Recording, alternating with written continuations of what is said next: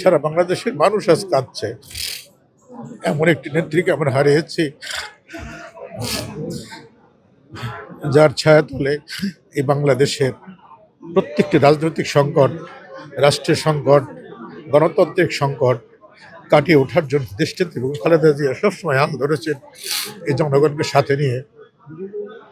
কে ভিন্ন মতের, কে ভিন্ন ধর্মের কখনো তিনি বিবেচনা করেন নাই।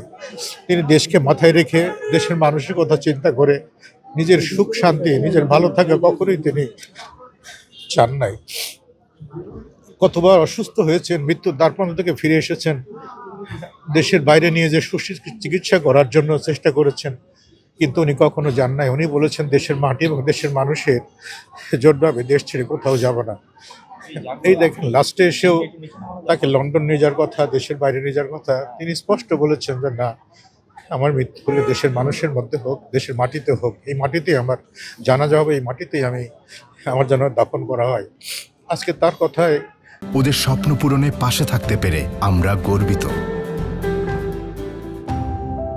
আজকে দেখেন সারা বাংলাদেশের মানুষের যে আকাঙ্ক্ষা ছিল, আল্লাহ পাকের কাছে যে প্রার্থনা করেছিল, দোয়া করেছিল, আল্লাহ আমাদের নেত্রীকে, আমাদের গণতন্ত্রের মাকে তুমি ফিরিয়ে দাও। দীর্ঘদিন মৃত্যুর সাথে পাঞ্জা লড়ে আজ রাতে সে শেষ নিঃশ্বাস ত্যাগ করেছে। এ যেন সারা বাংলাদেশের দম বন্ধ হয়ে যাওয়া একটা অবস্থা। কিছু বলার নাই, ভাষা হারিয়ে ফেলেছি। আকাশ বাতাস স্তব্ধ হয়ে গেছে, মানুষের ভাব রুদ্ধ হয়ে গেছে। আল্লাহ পাক পৃথিবীতে কাউকে চিরদিন বাঁচিয়ে রাখবে না, আমরাও চলে যাব একদিন।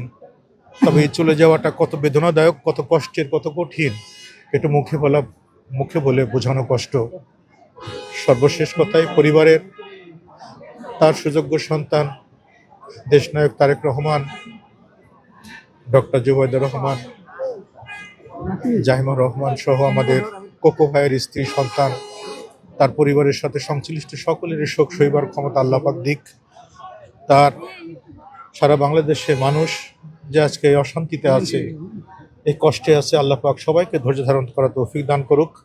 আশাবাদ ব্যক্ত করে আল্লাহ পাকের দরবারে তার ব্যস্ত নসিব কামনা করেই কি বলবো, বলার কোনো ভাষা নাই। সবাই মিলে দোয়া করি আমরা, আল্লাহ যেন তার নেক বান্দা হিসেবে কবুল করে নেন। ধন্যবাদ সকলকে।